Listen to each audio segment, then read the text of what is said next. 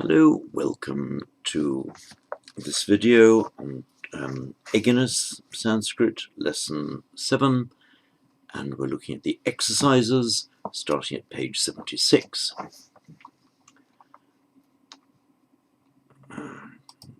Right, so we start at exercise 1, which is a series of words written in Devanagari. And you were invited to put these words into Roman letters. So let us proceed with the exercise. Here we are. I will call up my iPad screen for you. There we are.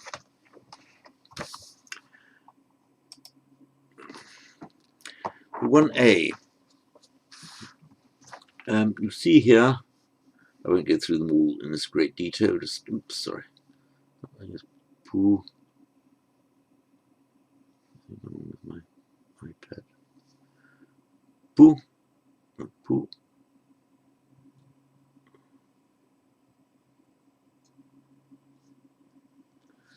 That is Purana. Purana. B is, say it for yourself, I'll say it, it's Gandharva. That's G and N, characteristic part of it. Now we've got a N followed by the, and the D has a broken top. What is often done in writing is, because there's a broken top, rather than at the end of a word write the line across the top as I just did with Purana, so I wrote this line finally, you take the line as far as the broken top and then do that. Gandharva. Actually, slightly muffed that. So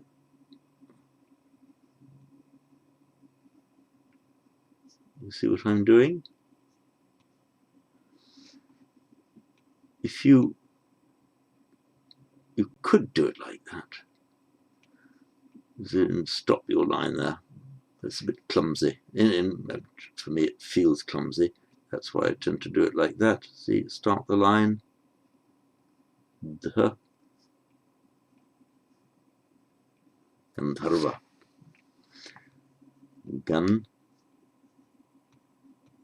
Gandharva.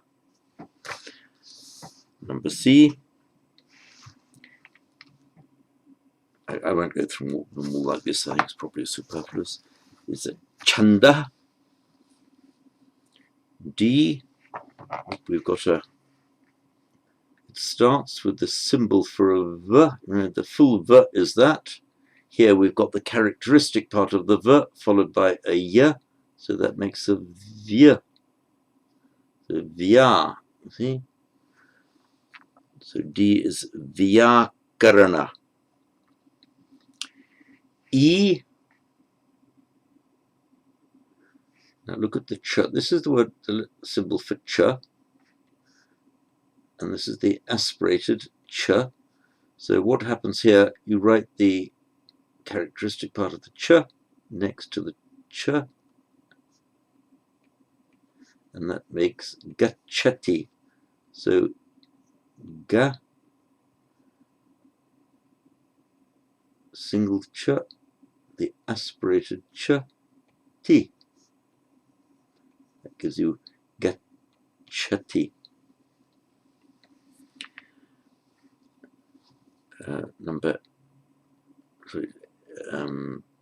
Word F, Chandra. That's the one we had, meaning moon. Chandra. G. So did I do C? C is Chanda, which is the aspirated ch beginning. Chanda, to distinguish from Chandra, meaning the moon in F. G. Jyotisha. Again, look, we have, that is the symbol for J. And to write J, you write the characteristic part of the J joined onto the Y, and that gives you a jia and o. That's the jyo, jyotisha. Now H, kalpa, an L on its own, the L is like that, or sometimes written like that. It's a matter of handwriting style. The first one, this one I'm arrowing here, is more what you'll see in print, and the second form is more like is the more common manuscript form. You'll see it as usual. You get the characteristic part of the L, just at the final tail, joined direct onto a P. That's the upa. So the kalpa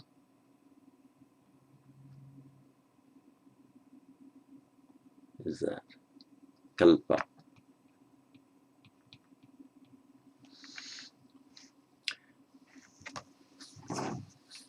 Word I is ashwa. So I'm writing the a in the more common manuscript form. And remember that the sh plus v, the sh changes to this, like a loop there. That's the shwa. So ashwa, meaning horse. Ashwa. J, now you remember, so the tr, it's the t, we don't write it like that, we just write it like that. See? So this is pu, trasya, putrasya, of the sun.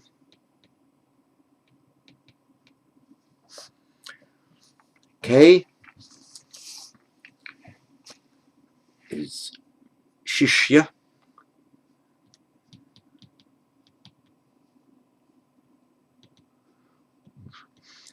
So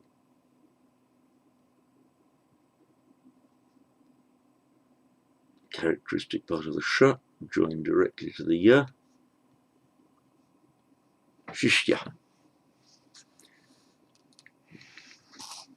And L is tishtanti. T, characteristic part of the sh. Now with the t on its own is this aspirated retroflex. So what happens? We tuck the sh into the curl of the t.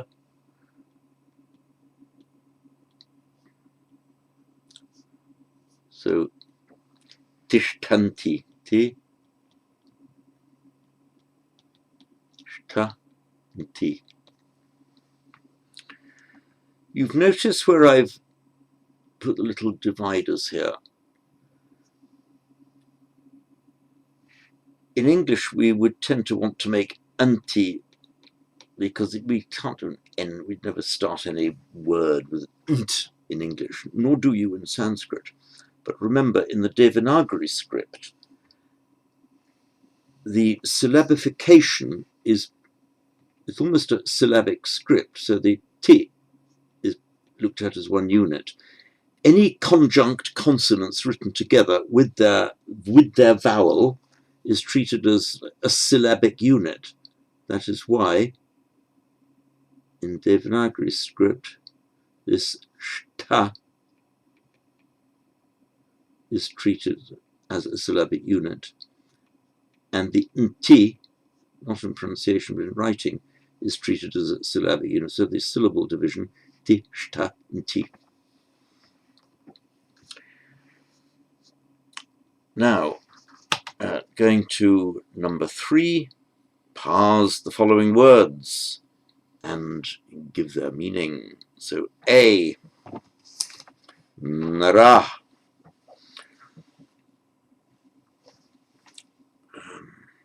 I'll pause for a moment to let you do it, and then say. So far, all of the nouns we've done are masculines in a short a. So this nara We know now that of the masculine short A declension, the A has to be, there's only one thing it can be, and that is the nominative plural. So narah, the men, nominative plural. B, hastau. So hasta means hand. Hastau is the dual, and what is the case of it? Nominative, accusative, and so on. Well, the answer is that hastau could be either nominative or accusative, because those are the same in the dual number, and context will tell you which it is. C, balanam. So in the A declension, it's the same for the long A feminine declension. The anam is the characteristic genitive plural ending. So balanam means of the boys. D, nripat. So at is the characteristic ablative singular ending. So that means from the king. Ramaya. That is there's only one thing that can be, and that's the dative singular, 2 or 4, Rama. F, mrigena, the characteristic ena ending of the instrumental singular. So by the deer, I mean with the deer. Note there the subdotted N, the right, a few here. Mrigena.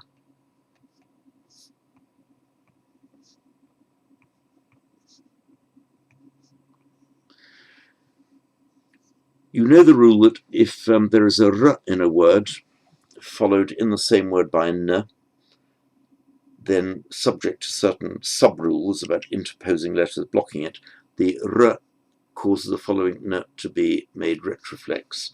That rule also applies to the vocalic, the subdotted r. Exactly the same rule applies. So that's why it's mrigena.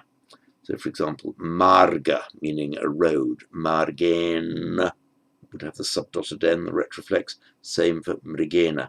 And the same, for example, in the genitive plural, it would be mriganam with the retroflex subdotted n. Number G, gajay,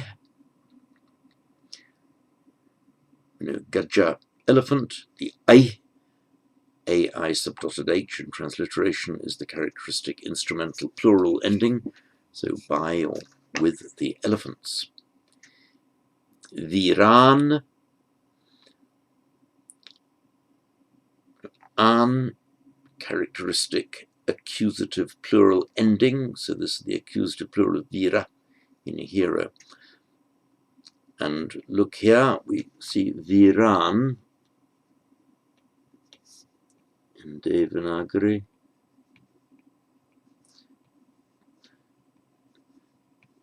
The rule about the r causing a following n to be retroflex does not apply if the n ends the word. If it's n with no following vowel, then it's written as a dental n. So this is why we write viran. It's not irregular. This is the rule. Grameshu, the ending eshu, it's the characteristic locative plural ending. So grameshu would mean in the villages. J, acharyaya, characteristic dative singular ending, so 2 or 4, the teacher. Now let us look at exercise 4 at the top of page 77.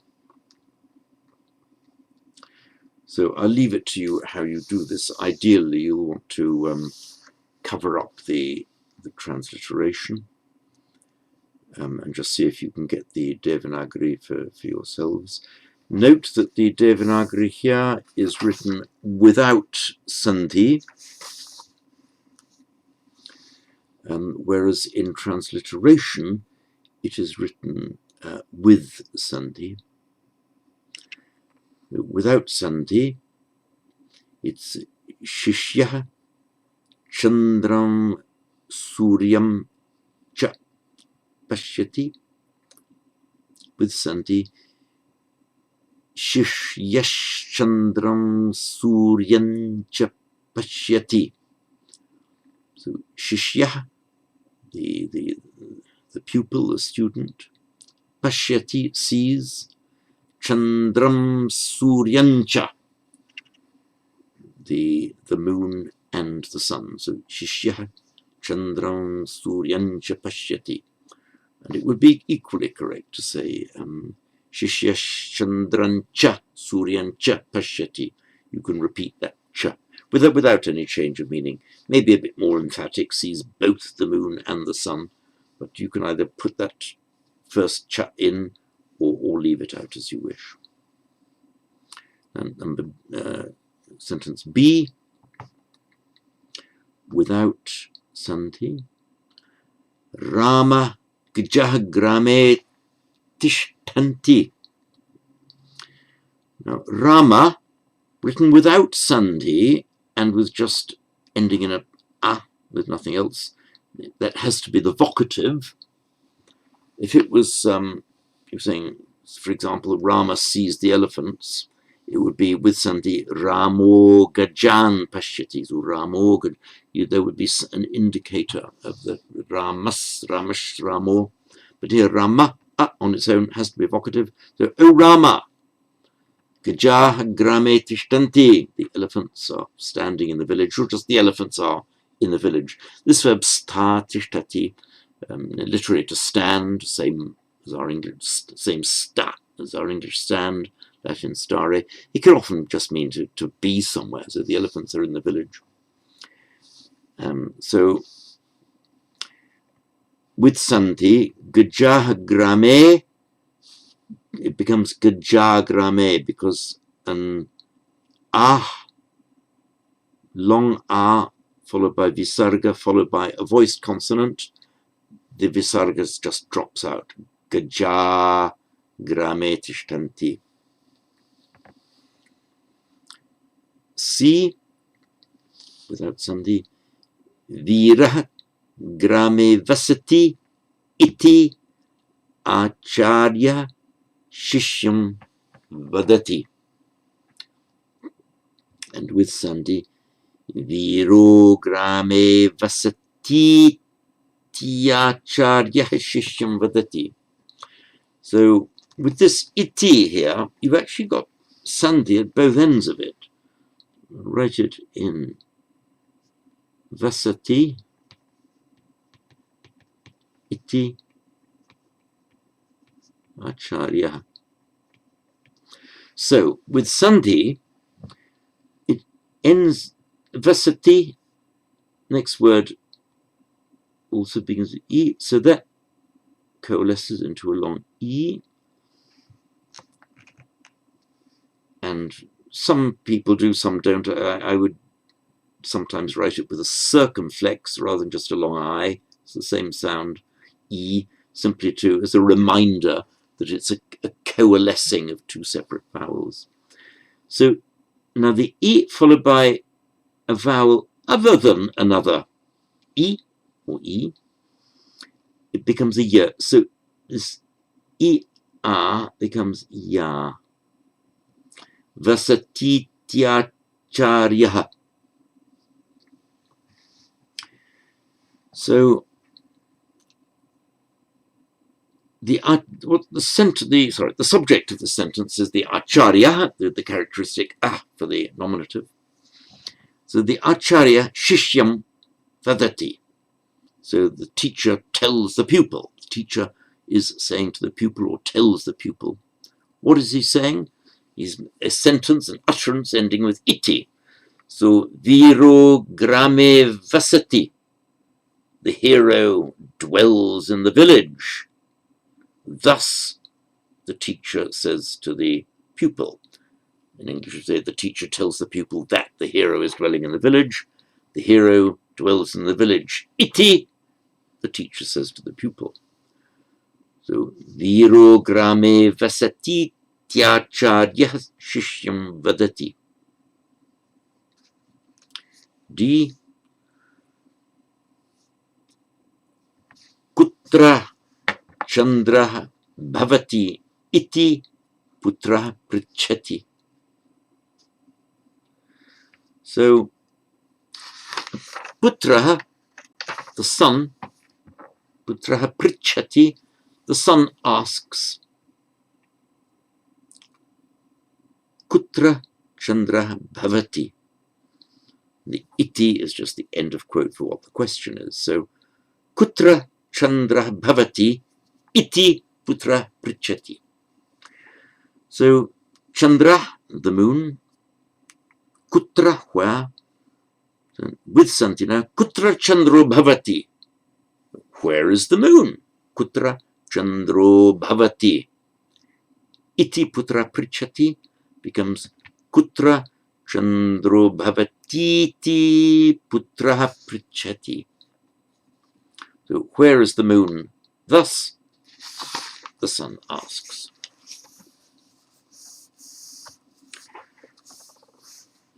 E, now at the top of page 78.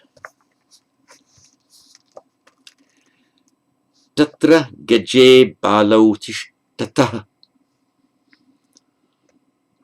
And there's no sandhi to be applied here, because you've got the short a followed by a consonant, the e followed by a consonant, and the au followed by a consonant. There's no sandhi rules to be applied. So, balau is the dual, nominative dual, so the two boys. Tishtata, with the characteristic dual ending for the verb, the two boys are standing. Where are they standing? Gaje, on the elephant. There, over there, Gaje, balau tishtanti. There, the two boys are standing on the elephant.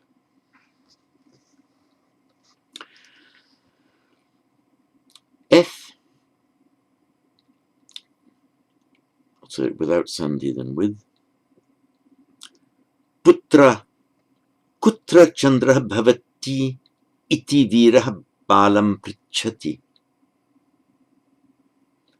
And with sandhi, putra, kutra Chandro bhavati iti viro balam prichati.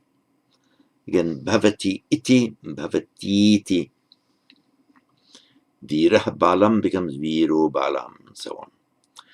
So, look at putra and kutra. Now, kutra, we know, it's an indeclinable word, just means where. It doesn't change for case or anything like that. It's fixed in its form, kutra. Putra, we know putra means a son, and in this sentence it has no case marker, it ends with just the bare vowel a, so it's the vocative. Putra, boy, oh son. In English we would tend to put a punctuation mark, either a colon or an hey son, exclamation mark, or son colon. We'd separate it in punctuation, not so in Sanskrit. So putra, kutra Chandro bhavati ti viro balam prichati. Oh son, or oh boy. Kutra Chandro bhavati. Where is the moon? Kutra Chandro bhavati ti. Where is the moon? Unquote. Viro balam prichati. The hero asks the boy. Note, putra means a son, but you can say it not necessarily to your own son. It's like a, hey son, like an affectionate form of address, affectionate, friendly form of address to somebody that you may know, somebody, not a complete stranger, that you want to be friendly towards. Hey son. And we do it in English as well. Not so much now, but we used to. So, acharyasya shishya tishtati vadati cha.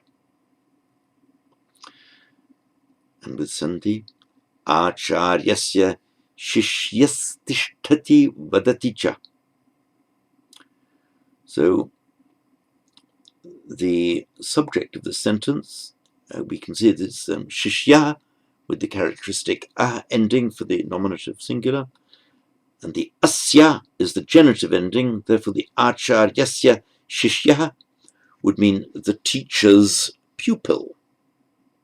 The teacher's pupil, what? Tishtati vadaticha, stands and speaks. Acharyasya shishyas tishtati vadaticha. Remember that the visarga changes into a regular dental S before a T, or a T, aspirated. So, H, Ramena vina vira gramat agachanti. And with Sandhi, Ramena vina vira gramad agachanti. So, the subject of the sentence is vira, with our characteristic masculine nominative plural ending. So the heroes, gramat, the ablative, so from the village, agachanti, they are coming, and the t, the final t, by Sandhi changes to a d, voices to a d before the following vowel. So they come from the village, gramada gachanti. And the virah, before a voiced consonant, the g just loses the visarga. So vira gramada gachanti. And with or without rama, ramena vina. Vina without can take accusative, or I think more commonly instrumental. And you will see the subdotted n, the retroflex n, because it's there's a preceding r in the same word. And we'll deal later, by the way, with those letters, the interposition of which blocks the retroflexization. In other words, there are certain, for example, let me tell you now, Rama, Ramena. The m does not block the effect of the r on the n. However, look at rata, ratena. That is with a regular dental n. Actually, the basic reason for that rule is that if the interposing letter does not require you to shift the position of the tongue, that's the secret, then the r will make the following end retroflex. So rana, ramena, to pronounce a m, you don't need to move the tongue, just the lips. However, with ratena, you do need to move the tongue, because the tongue has to be in a specific part of the mouth to pronounce the t. Therefore, that because the tongue repositions itself after the r, it therefore does not have this retroflexing effect on the n. It'll all become very normal to you soon as you can ease yourselves into it. Ramena vina vira gramada gachanti. One point, I mentioned this before, I'll just do it again here. I'll write in Devanagari with Sandhi, gramada gachanti.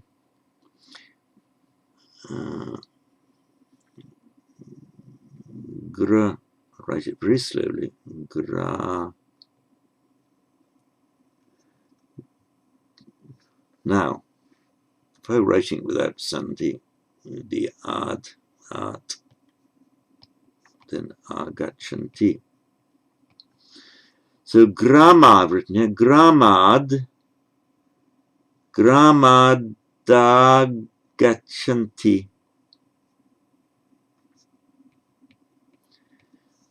Remember that when you're representing the sounds in Devanagari, you go not by word, but by sound flow. So gramada gachanti. So this da here, to the unwary reader, it looks as if it's part of the same word. No, it's part of the same flow of sound. So this is one of the, when I was learning Sanskrit, I'm sure all foreign Sanskrit learners, or foreign Sanskrit learners who aren't used to the Devanagari script, will have this problem. They'll read that and automatically think da as part of one word, but it's two words, gramad agachanti. A sentence, I grame vasati iti viryasya balah chintayati. And with Sandhi, grame vasamiti viryasya balah chintayati. Right. So the bala, child, that's the subject of the sentence here with the characteristic ending. So virasya bala, the hero's child, or the hero's boy, the hero's son, it would be the hero's child. So chintayati, the hero's child thinks or is thinking. Viryasya balash with Sandhi, balash chintayati. So grame vasami, what's he thinking? Grame vasami, I live in the village. I live in the village. Iti grame vasamiti. Grame vasamiti virasya balash chintayati. The hero's son is thinking, I am living in the village. By the way, this could not be that the boy is thinking, I am living in the hero's village, because that would have to be virasya grame, in the hero's village. So this has to be the hero's son, because the asya, the form of the genitive, exactly like our English forms with the apostrophe s, the possessive form or s apostrophe, go immediately before the noun that they govern. So virasya balash chintayati, the hero's son. The heroes in the hero's village would have to be virasya grame. Going now to exercise 5, and with translation into Sanskrit. So 5a, the king tells the hero that the boys are going to the village. Now, a good way to do this before going straight into the Sanskrit is just reorganize that sentence mentally in English first. In English we say, the king tells the hero that the boys are going into the village. In Sanskrit, the boys are going to the village, iti, unquote, the king tells the hero. So, the boys are going to the village, bala gramang gachanti, the boys are going to the village, iti bala gramang gachanti iti nripo viram vadati. Again, bala gramang gachanti iti nripo viram vadati. B, without the king, the boys come. And no problems here. Vina, without, instrumental. Vina, remember, in English we talk about prepositions. In Sanskrit, some of them are prepositions, others are what we call postpositions. In other words, they come after the noun they govern. So we say without the king. In Sanskrit, the king without. So nripena vina, without the king, bala agachanti. And remember, bala agachanti. And we've got the long a with visarga followed by a vowel, so the visarga simply drops off. Bala agachanti. And there is a hiatus there. Now, this hiatus, remember, Sanskrit will not allow a primary hiatus, but it will allow what's known as a secondary hiatus. For example, if you take the girl just a girl is bala, feminine singular. Bala agachati.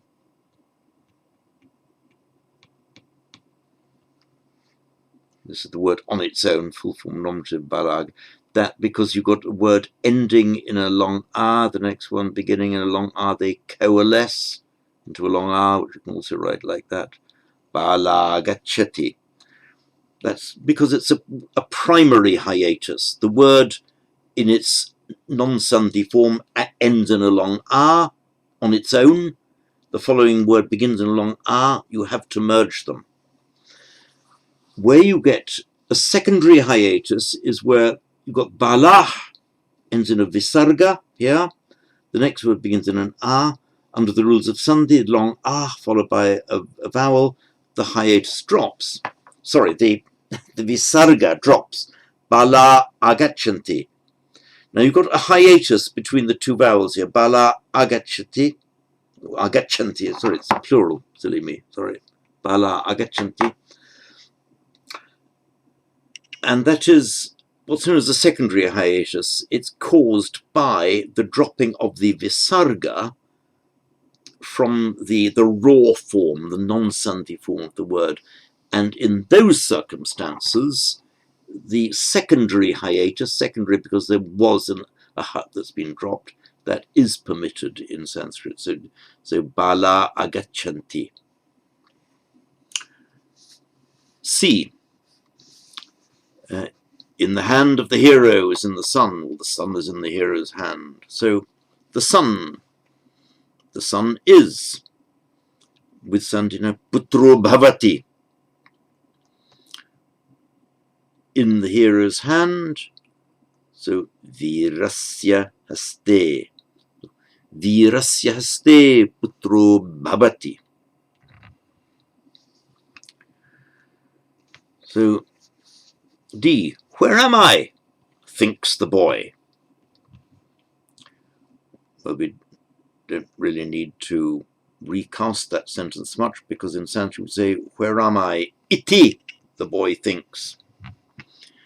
So kutra bhavami iti then becomes kutra bhavamiti. Kutra bhavamiti balash chintayati. Balah chintayati becomes balash chintayati. Kutra bhavamiti balash chintayati. E. He asks the son of the hero where the men are. Recast into Sanskrit. Where are the men? Iti. He asks the son of the hero. So, where are the men? You could say in Sanskrit, nara kutra bhavanti or kutra nara bhavanti, both equally correct. So, kutra nara bhavanti, where the men are. Iti, kutra nara bhavantiti. He asks the hero's son, virasya putram prichati. So the whole sentence reads, kutra nara bhavantiti virasya putram prichati. F. The teacher tells the student that the sun is not the moon. So, recasting, the sun is not the moon. Iti, the teacher tells the student. So, Suryash Chandro Nabhavati, literally, the sun, the moon, not is. Suryash Chandro Nabhavati.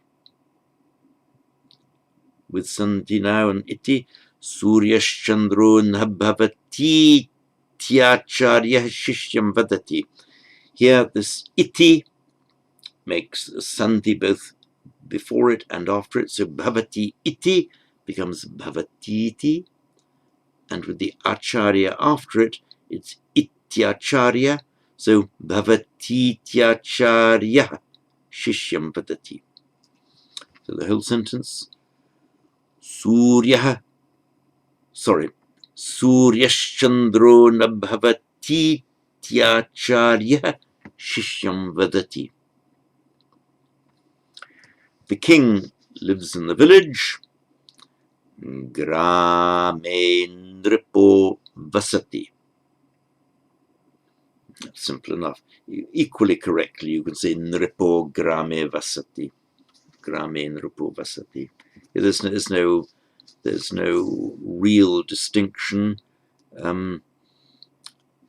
It has the most normal form of utterance. You'd put the subject first, Nripo Grame Vasati. The king lives in the village. And that would be to the answer, Nripo Grame Vasati. That would answer the question, where does the king live? Where is the king living? If you reverse that order, Grame Nripo Vasati slightly emphasizes in the village. So you're saying rather, the king's living in the village, not elsewhere. Grame Nripo Vasati, emphasizing where, as opposed to what the king is doing or where he's living. You're emphasizing one place rather than another. And it's just a slight change of tone, a slight change of emphasis. It doesn't fundamentally alter the meaning, just the emphasis. H, there are the elephants of the king.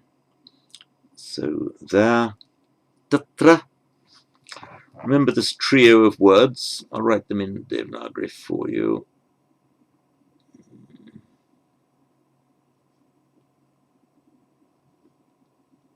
Kutra, where? Atra, here. Tatra, there. Also sarva, meaning all or every. Sarvatra.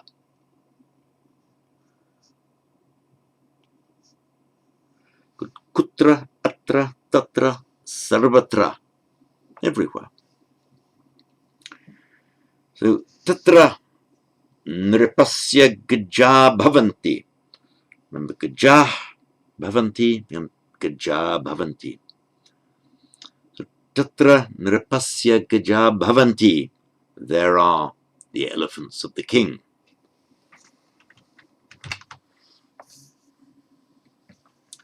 Now, exercise 6 near the bottom of page 79. Translate the following sentences into English. Well, as before, see if you can do this by covering up the transliteration and just reading from the Devanagari to start with. Thomas Egenes here has followed the system of writing all of these, writing the Devanagari sentences without sandhi, and then the transliteration without and then with sandhi. So, the first sentence, Ramena vina bala gramang gacchati. With sandhi, Ramena vina balo gramang gacchati. See if you can write that in Devanagari for yourselves with sandhi, and I will do it here. So, Ramena vina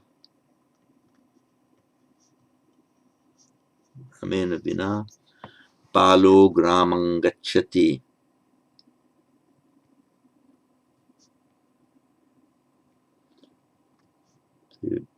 Palo gra, and with the anusvara here, gramang gacchati.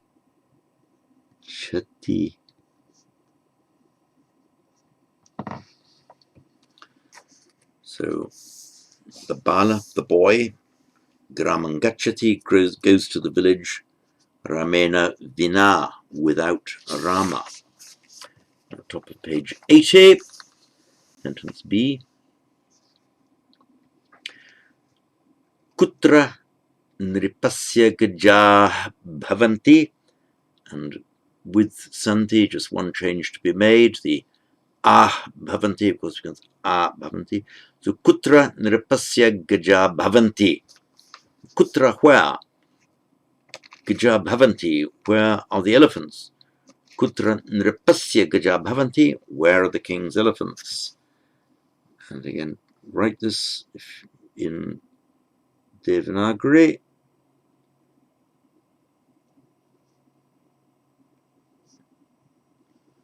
Kutra nripasya. Sorry, nripasya. Kutra nripasya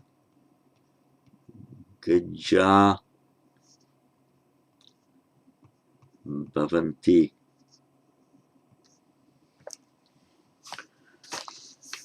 C. Atra bhavami iti balah naram vadati. With Santi, atra bhavami iti balo naram vadati. Balo naram vadati. The boy, the child, says to the man, I'm here, I'm here, the boy tells the man.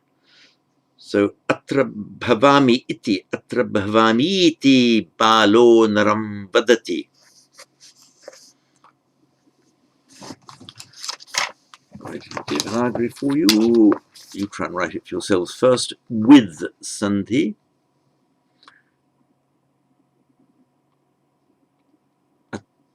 Atra bhavamiti. Atra bhavamiti. That's me. Atra bhavamiti.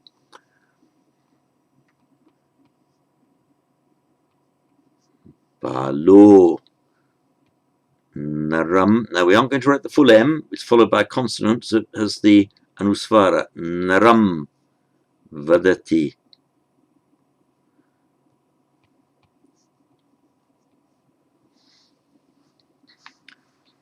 D. Suryena vina chandram na pashyasi. Visanti, Suryena vina chandram na pashyasi. Pretty much the same. Chandram na pashyasi, you'd say. So, Suryena vina, without the sun. Chandram na pashyasi, you do not see the moon. You can't see the moon without the sun. Suryena vina chandram na pashyasi. All right. Now remember, Suryena, you got the right, the ya, you do, and the r appears at the top. So is the r ya e. Counterintuitively, that's what it is. So Suryena vina, without the sun. Chandram na pashyasi. Cha. Chandra. Here we've got three consonants here. N and dra. That's n, dra. Chandram na pashyasi.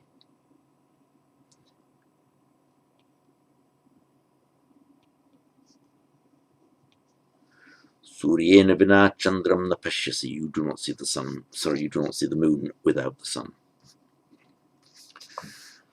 E. Acharya shishyan vadati. The teacher speaks to the pupils. So there's no sandhi to be applied here. No sandhi of sound. Shishyan vadati. The N will remain unaffected by the following V. But you will do conjunct letters. So Acharya,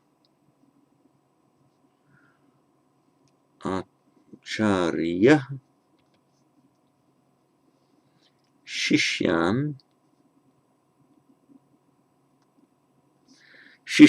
vadati. Look, Shishyan, and it will join to the following V.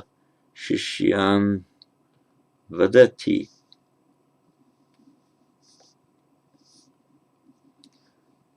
That's it. N. nv.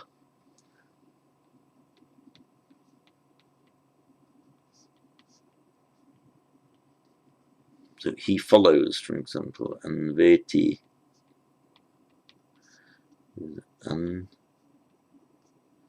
anueti, anveti.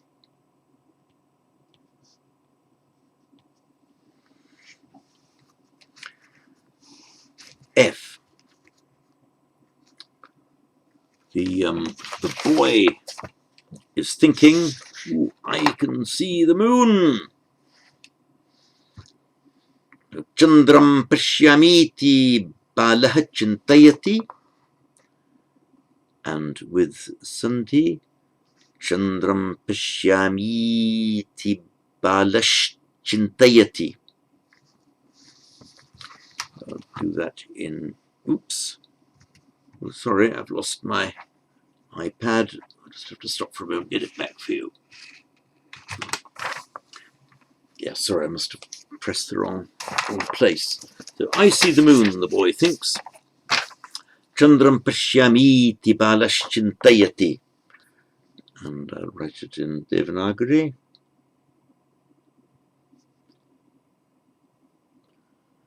Chandram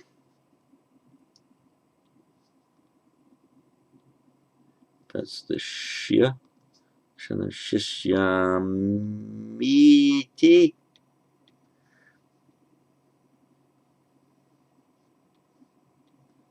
So that's the mi. Ti. Chandram pashyamiti. Balashchintayati.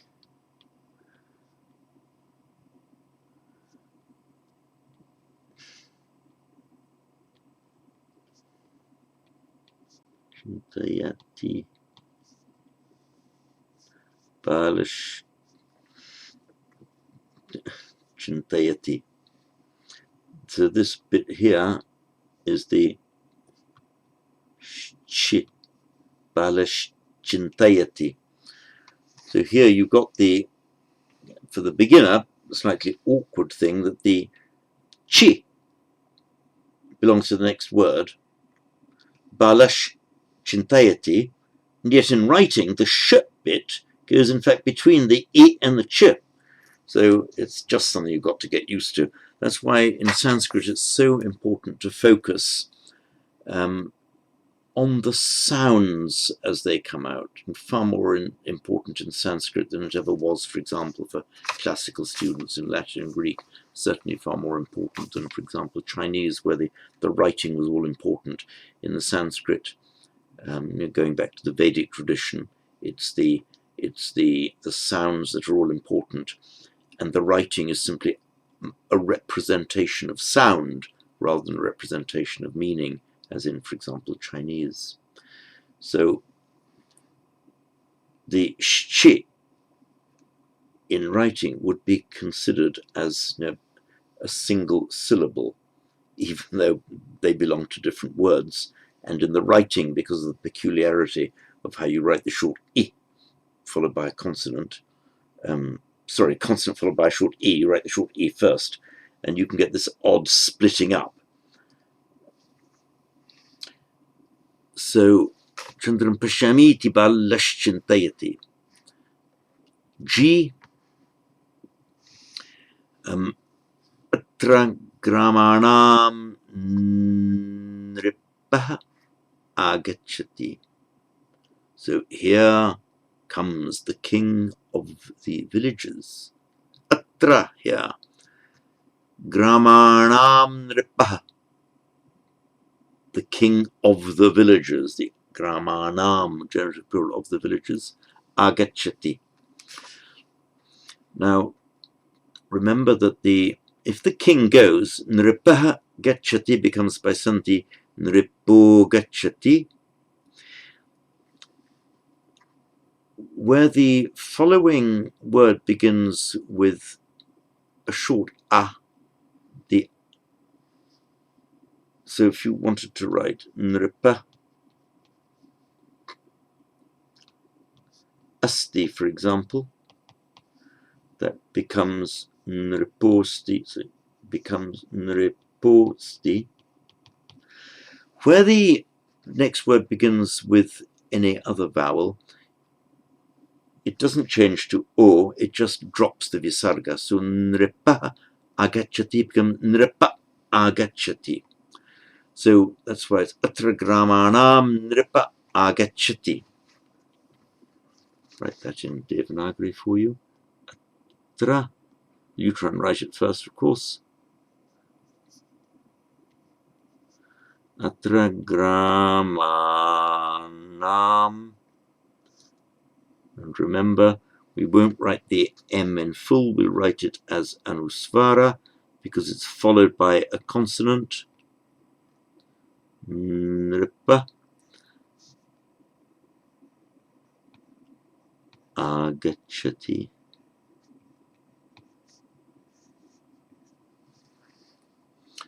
And here we see we've got the hiatus because the nripa agacchati, and they're written as separate words. Do not join them either in pronunciation or in the writing.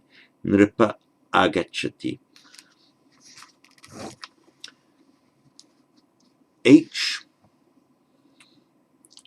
Nripaha viryasya ashvam pashyati.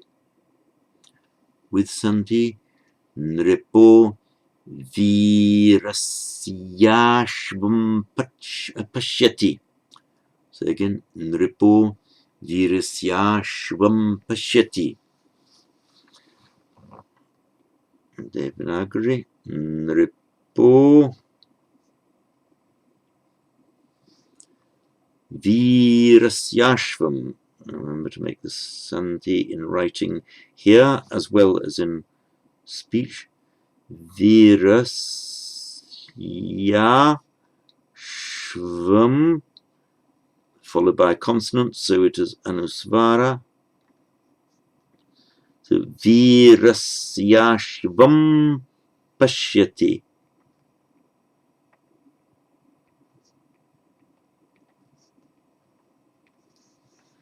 Nripo virasyashvam pashyati.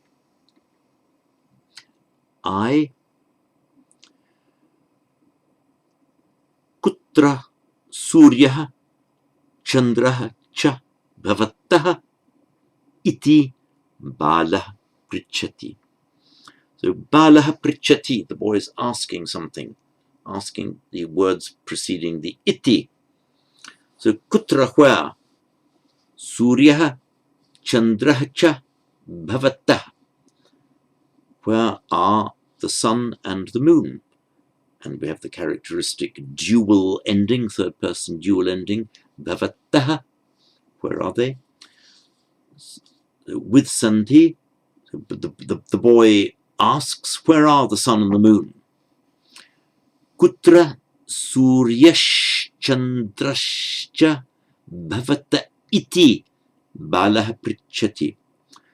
So remember the bhavataha iti, we've got the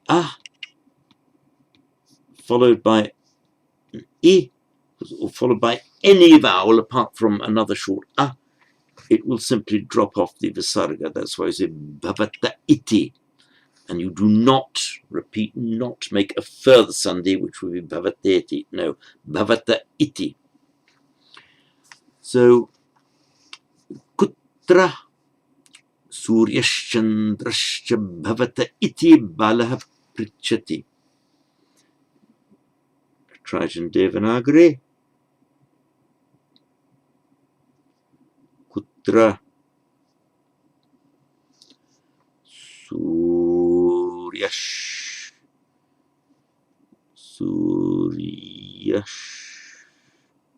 cha. Sorry, I was going to say suryashcha chandrashcha. Let's put it suryash chandra. That's the ra. Suryash chandrash cha. Kutra suryash chandrash cha bhavata. Now for the dual, we would normally write the bhavata with a visarga, but it's followed by an iti. Oops. Oops. Bhavata iti.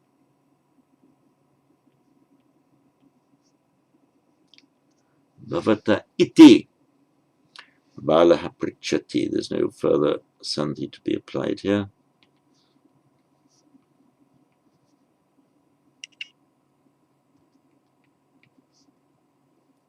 Balaha prichati. J. Shishyaha naram nasmaranti. With sandhi. Shishya naran nasmaranti. Meaning the pupils, the students, do not remember the man. And with sandhi,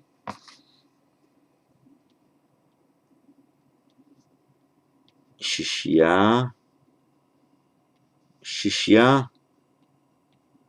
naram, remember with anusvara because it's followed by a consonant, naranna smaranti. Smaranti. Shishya naranna smaranti.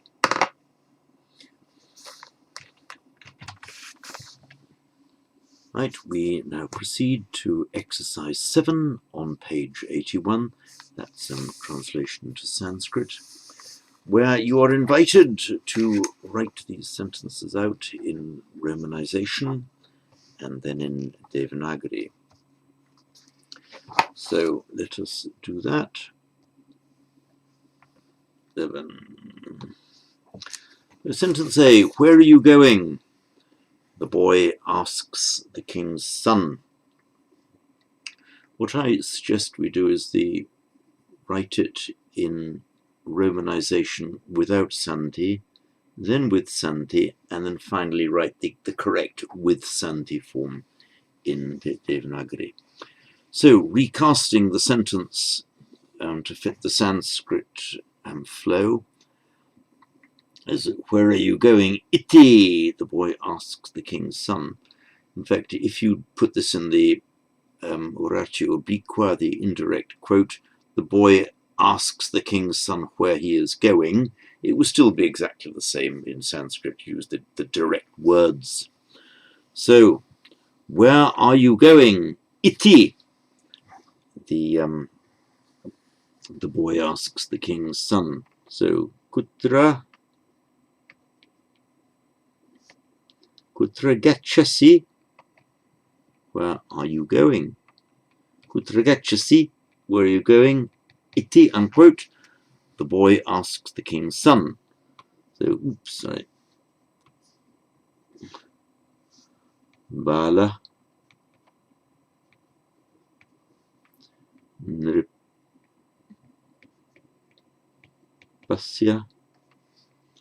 putram prichati. So, kutra gachasi iti balah nripasya putram prichati. Change this to correct sandhi. Funny, yeah. Kutra gachasi iti, that becomes a long e. If you want to write like that. Kutra gachasi iti, then balah nripasya. Of course, that would become balo nripasya. And we'd have the anusvara putram prichati. So I'll write this now in Devanagari. You write it first, of course. Pen's going funny. Kutra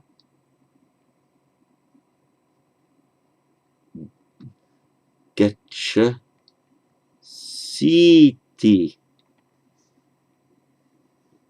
Getcha siti. Balo.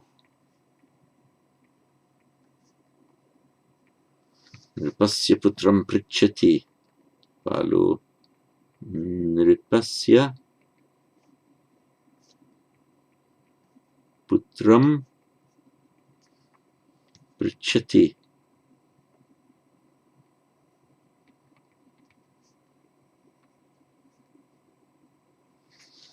Kutra gacchasiti balo nrapasya putram prichati. Sentence B. The two deer are in the village. So the two deer, mrigau,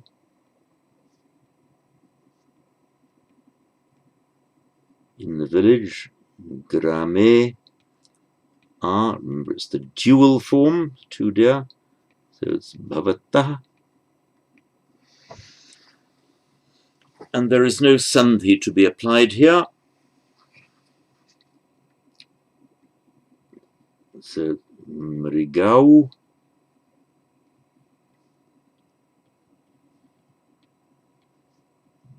grame, bhavatah. The two deer are in the village. C. The teacher speaks to the hero's son. So the teacher, acharya, speaks vadati to whom? Virasya putram.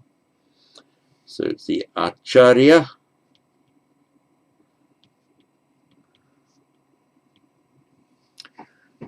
virasya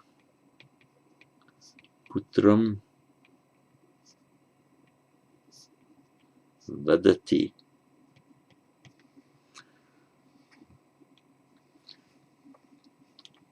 What sandhi is to be applied? Well, of course, the a before a verb, that becomes o, and the m, the final m, becomes anuswara before a following consonant. So that becomes acharyo virasya putram vadati, which in Devanagari is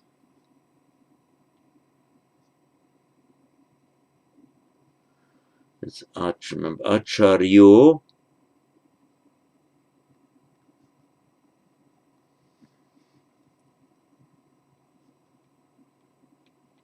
virasya putram vadati. And again, the aryo, this ryo, remember the y, and then the upright for the o. That's be the yo, that would be yo on its own, but to make it ryo, you put the hook there. This is ryo. So acharyo virasya putram vadati. Sentence D. The king sees the sun and the moon.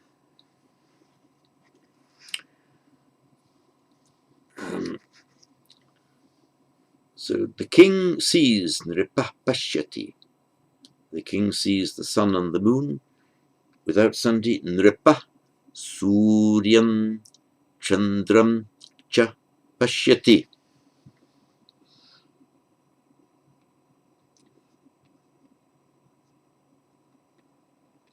Nripah suryam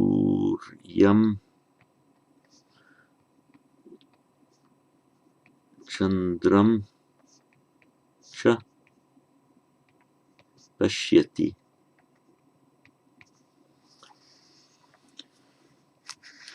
So the only sandhi that we have to apply here, so nripah suryam chandram cha pashyati, the only sandhi is the anuswara of the final m before the following consonant in both cases.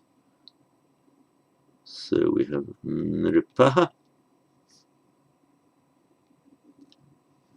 suryam, suryam, just the yam.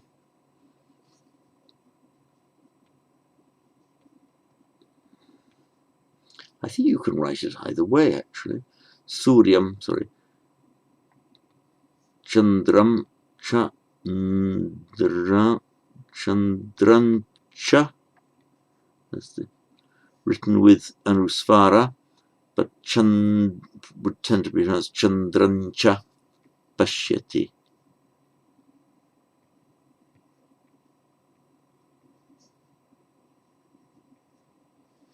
Right. Sentence E. Without the sun, we do not see the moon. So, without the sun, Suryena vina, the moon we do not see. Chandran na pashyama. So, Suryena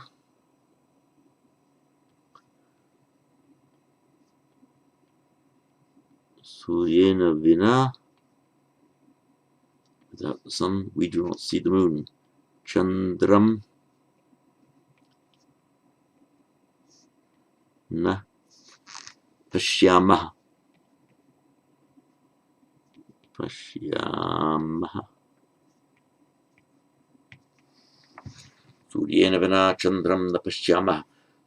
Sandhi here, the only sandhi to be applied is the Anusvara.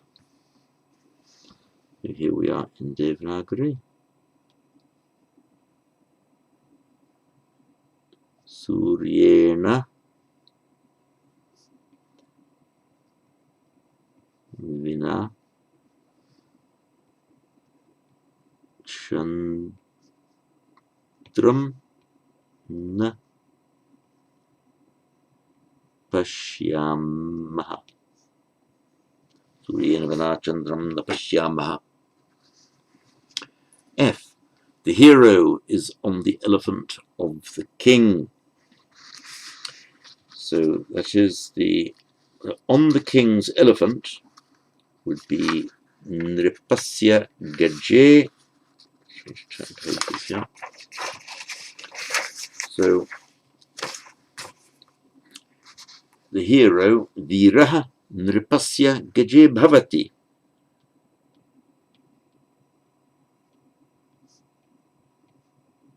Sorry, Nripasya, the king's, Gaje, on the king's elephant, Bhavati.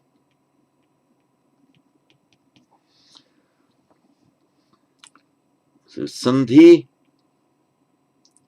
followed by voiced consonant, becomes O. Viro Nripasya Gaje Bhavati. No other Sandhi to apply. So let's do it. So Viro Nripasya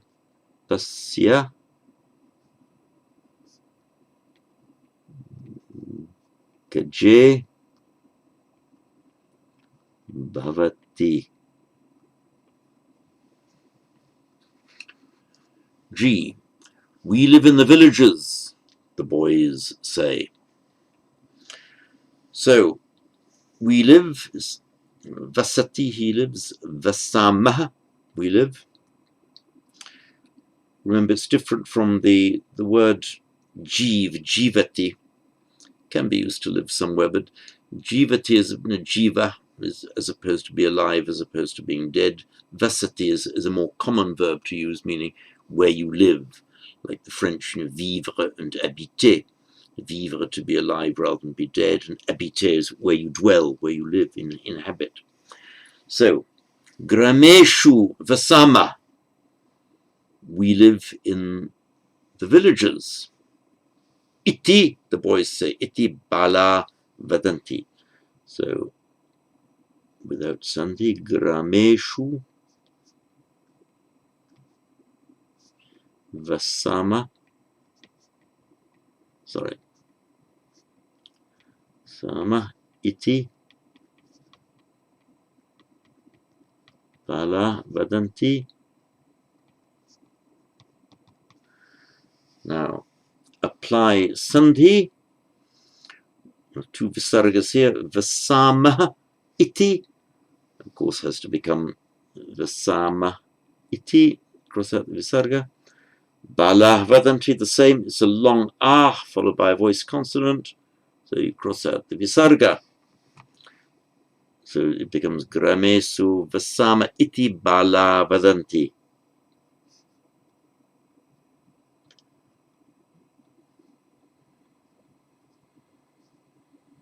So Grameshu Vasama iti. Have a secondary hiatus there. Vasama iti.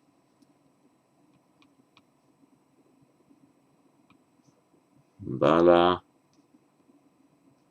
Sorry. Vadanti. Grameshu Vasama iti bala vadanti.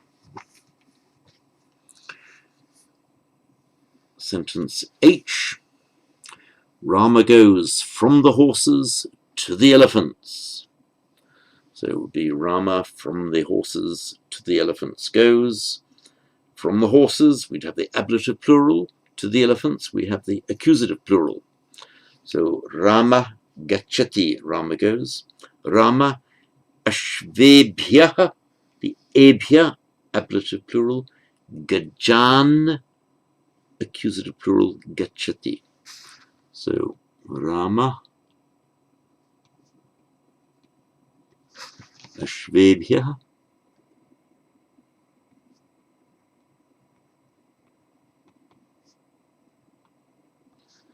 Gajan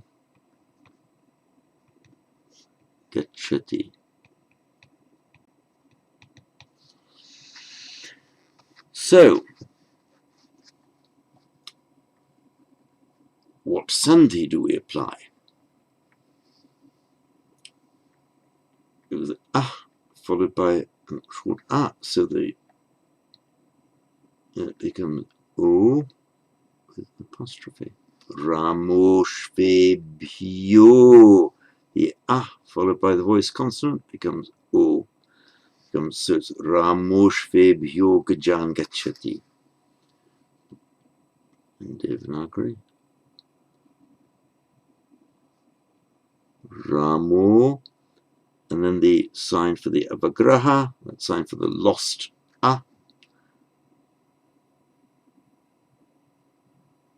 shva, ashvevyo. This is that's the shva.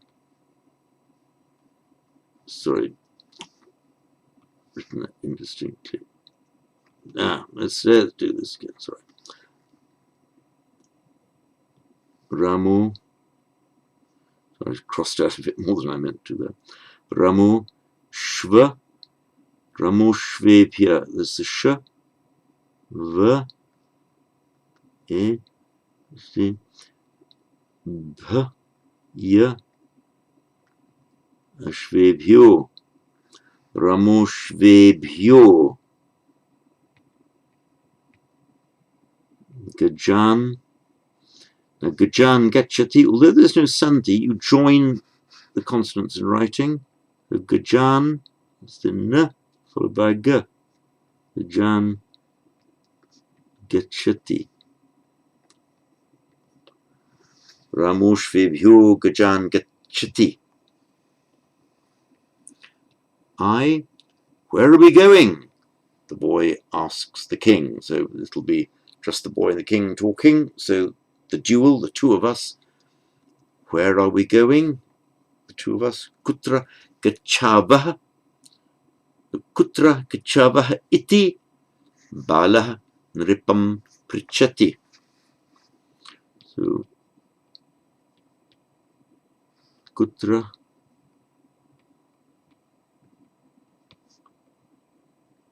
gachavah iti balah nripam prichati.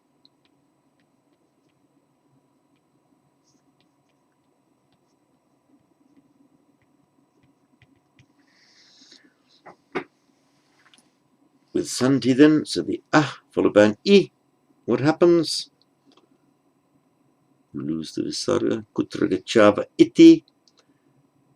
Balah nripam becomes balo nripam. Nripam prichati. We have the anusvara. Nripam prichati.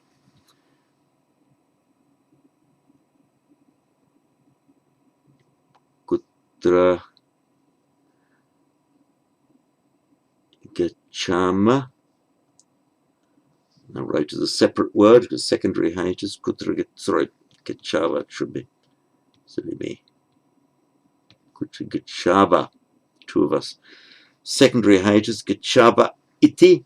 So iti then written separately. Gachava iti. Balo nripam prichati. Balo nripam prichati. Sorry, my handwriting is getting a bit crude there, doing it faster.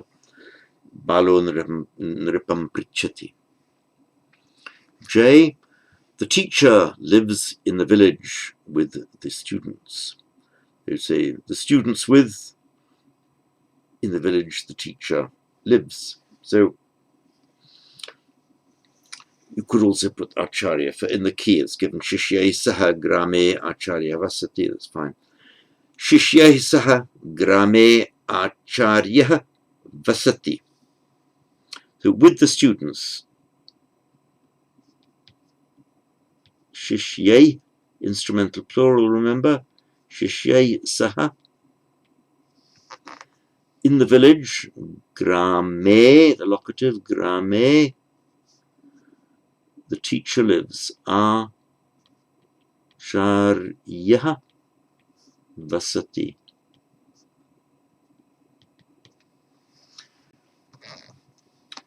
So the sandhi is as follows: Shishyai saha, no sandhi there.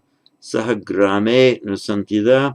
Where you get an a followed by an a, then that a just becomes an a itself. So it becomes not grame acharya, but grama acharya. And as usual, vasati becomes o. So Shishyai saha grama acharyo vasati.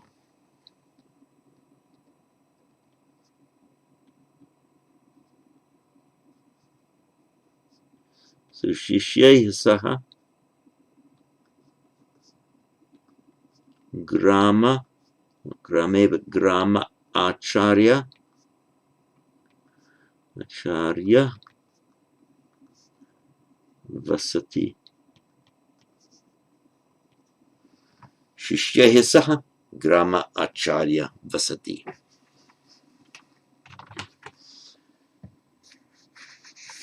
Now we come finally to exercise 8 in lesson 7, which is a simple transliteration exercise.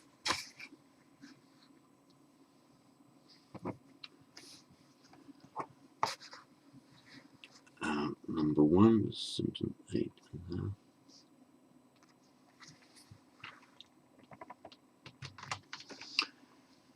Okay, the first one, Rishi.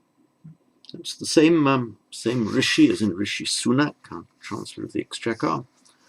So the rit there, you'll see, is written in full form, being the first sound of the word. In handwritten form, it's tends to be written as something like that. So it's Rishi. Of course, you will see it written like that, but in this scholastic transliteration, subdotted R, subdotted S.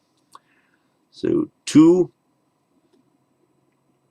is, I'll write all these forms in the more common handwritten form when I write them. So this is asana, as in an asana of yoga. So asana, asana.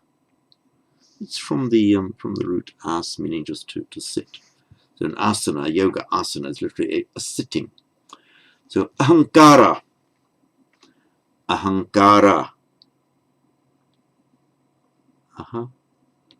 ahankara.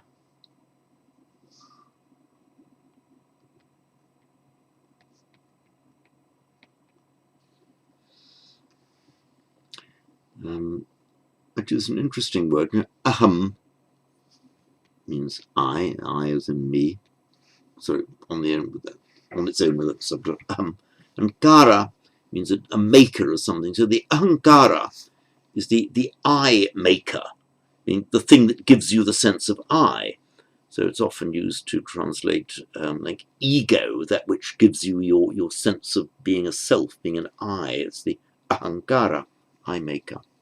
And in conjunction with the following word, ahankara, the final M of aham becomes anuswara there. So it's pronounced, written ahamkara, pronounced ahankara. Number 4, guna means quality. 5,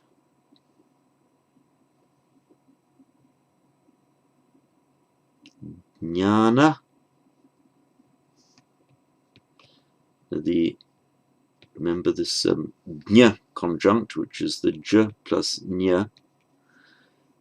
That's one of the ones, so I haven't done that very well. Nya, that's nya.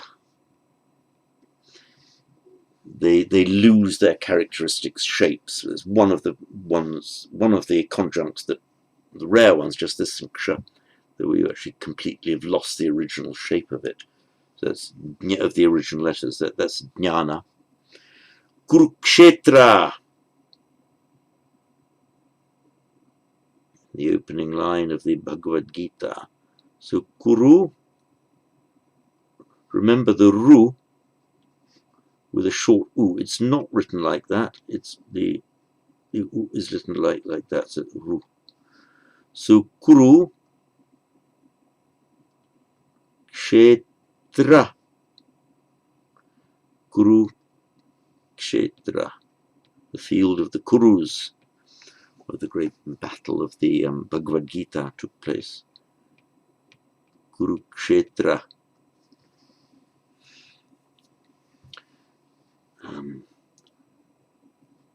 Next one, karma.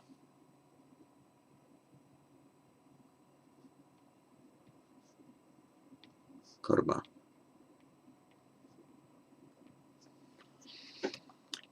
Dhyana, number 8.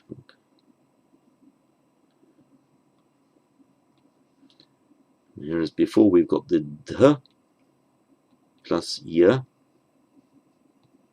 So just write the characteristic part of the dh followed by ya. Dhyana.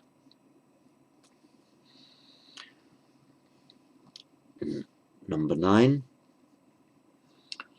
is darshana.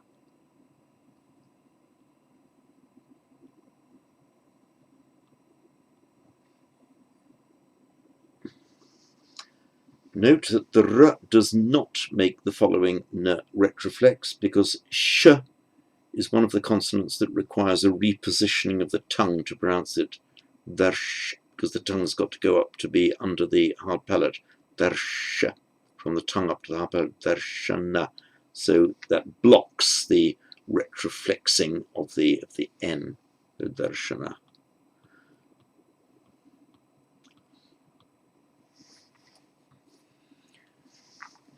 Dukkha.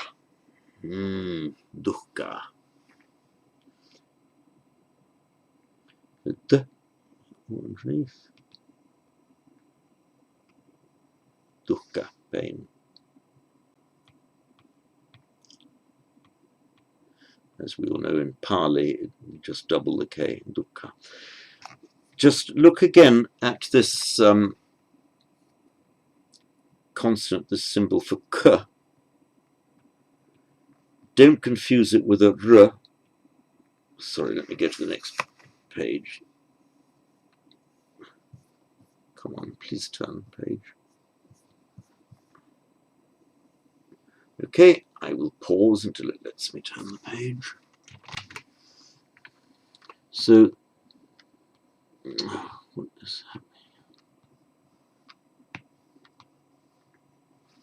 Sorry, it's playing me up. I'll pause again. Here we go. We were discussing the symbol. What is it doing to me? Try again. we're trying to write k as the aspirated k, and it's written like that. It's one of the few consonants, single consonants, not conjuncts, that seem to have kind of two upright elements there. Be careful to distinguish it from r plus v, written as two separate, that would be rava. It looks a little bit like them, but much closer together, and one single consonant, one single symbol.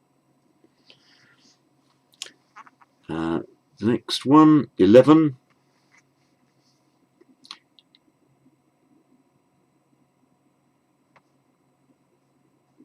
Veda, from our root vid, to know, cognate with vision and wit and so on. Next one, chitta.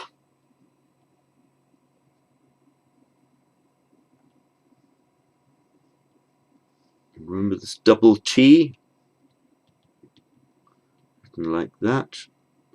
So just the beginning part of the t and then the full t underneath. That's ta, chitta.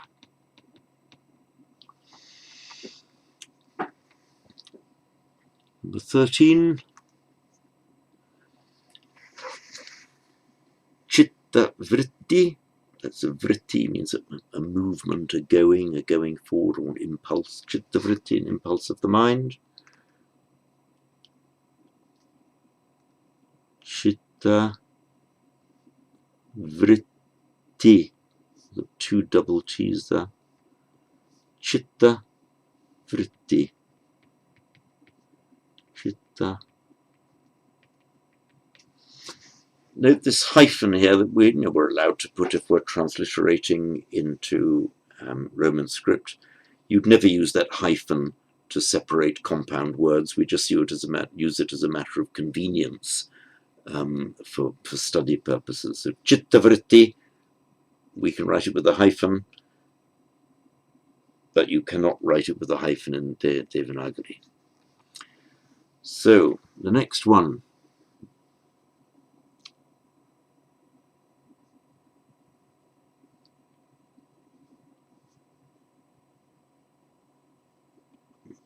Remember this d plus ya becomes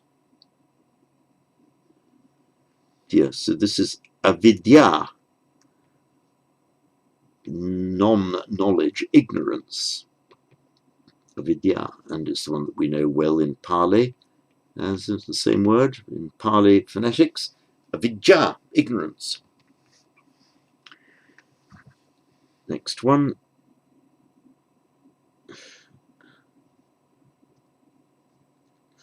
That's the vya, avya. So this is the, I lost it.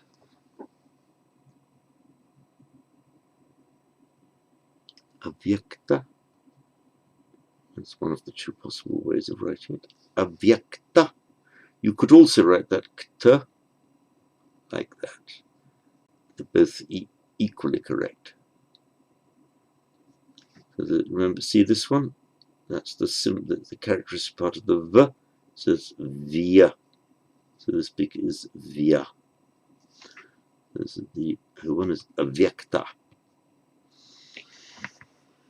which means in the key it's given as unseen. It's more like unmanifest. 16.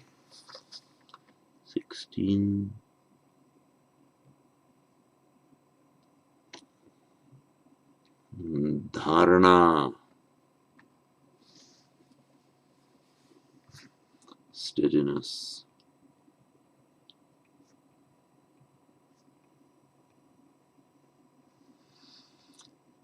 Number 17. What should I write? The characteristic part of the t. Atma,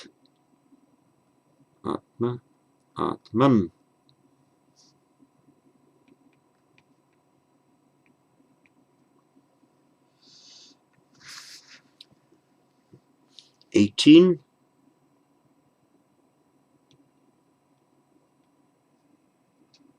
Ananda.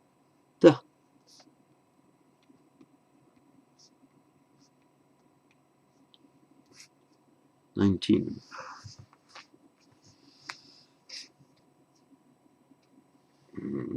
Now.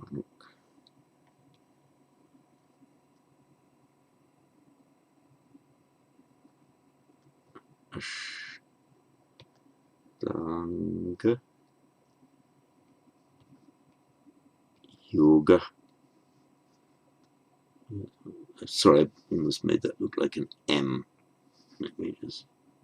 Oops. It's crossing out more than I meant it to. Ashtanga Yoga. Ashtanga Yoga. Remember that's the shta. Shta. Ashtanga Yoga. That's really the Ashta Anga Yoga, the 8 limb or 8 component part yoga. So Ashtanga, Ashtanga becomes in Pali Ashtanga, in Sanskrit Ashtanga, composed of 8 limbs. You'd say it was Ashtangika in Sanskrit, and that's what becomes the Atangiko Maggo, the 8-fold path. So Anga means a limb or a component part. Atangiko Maggo in Pali, the 8-limbed path. So Ashtanga Yoga in Sanskrit is the yoga of 8 component parts, 8 different types of things that you do in the Ashtanga Yoga. And by the way, the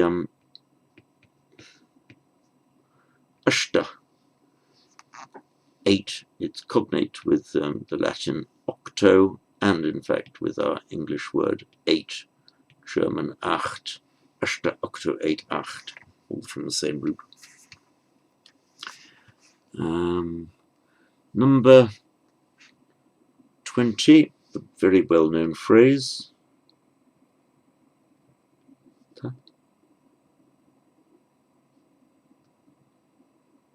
What have I written it? It's a double T, followed by a V, all joined together into one ligature. Tattva. Tattva ma si. So this is the phrase that thou art. Tat tuam asi.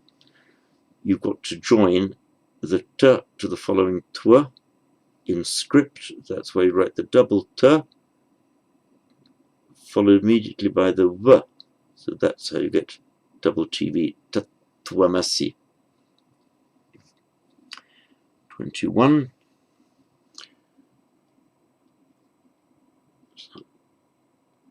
Very well known in Buddhist teaching. It's Nama Rupa. And remember, with the R for a long U, you don't write the U down at the bottom. That's wrong. You write the U in the crook of it. That's a Ru. So this is Nama Rupa, name and form. Number 22.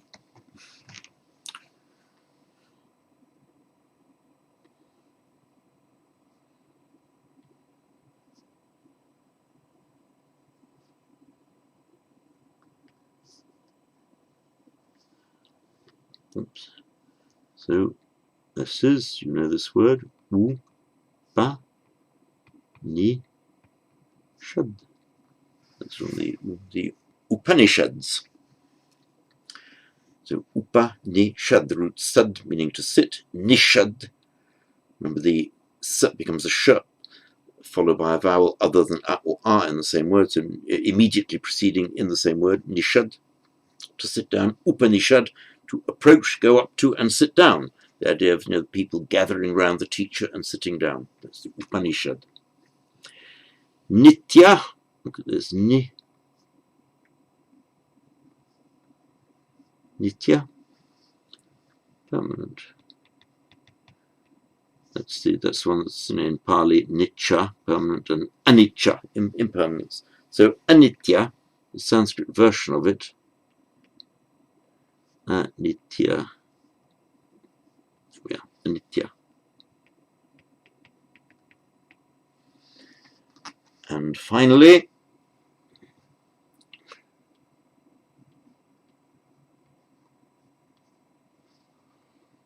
is Dharma.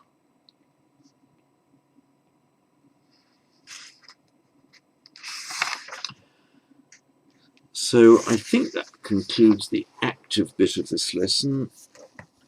Turning to 84, we've got the summary sheet that summarizes, I'm not sure if it's all, but certainly a good bit of the vocabulary. At the top of page 84, it summarizes the conjugation of the present tense of the verb. And top right quadrant of page 85, it summarizes the declension of the masculine nouns ending in a short a. Good, so that concludes lesson 7 of Thomas Egenes, and next after this I will be doing the supplementary verse. That's the Australian National University supplementary verse 7. Good, that's it on this video. Thank you.